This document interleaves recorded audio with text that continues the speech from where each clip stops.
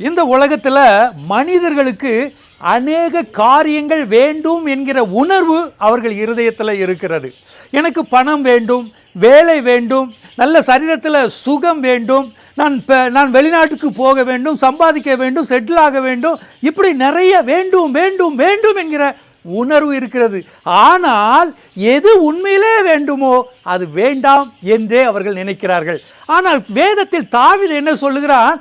கர்த்தர் என் மேய்ப்பராயிருக்கிறார், நான் தாழ்ச்சியடையேன். கர்த்தர் மாத்திரம் எனக்கு போதும், கர்த்தர் மாத்திரம் எனக்கு வேண்டும். அவர் எனக்குள்ளாக இருந்தால் எல்லாவற்றையும் அவர் தர வல்லவர் என்பதை அவன் அறிந்திருந்தான். ஒரு மேய்ப்பன் என்கிறவன் ஆடுகளை சரியான வழியில் நடத்துகிறவன், அவைகளுக்கு உணவு கொடுக்கிறவன், ஆபத்து நேரத்தில் அவைகளை பாதுகாக்கிறவன்.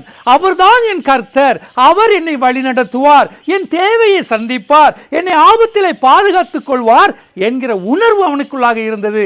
அதனால் அவன் வாழ்க்கையில ஜெயித்தான். ஒரு சிறு குழந்தைய தகப்பன் ஷாப்பிங் மாலுக்கு கூட்டிட்டு போறான். அந்த சிறு குழந்தைக்கு நிறைய காரியங்கள் வேண்டும்.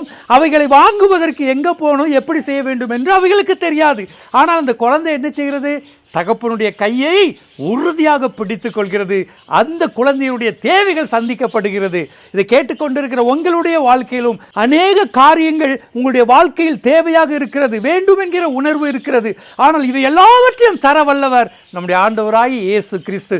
அவர் மாத்திரம் எனக்கு போதும், அந்த இயேசப்பா எனக்கு போதும் என்று சொல்லி நீங்கள் அவரை பிடித்துக் கொள்ளுங்க.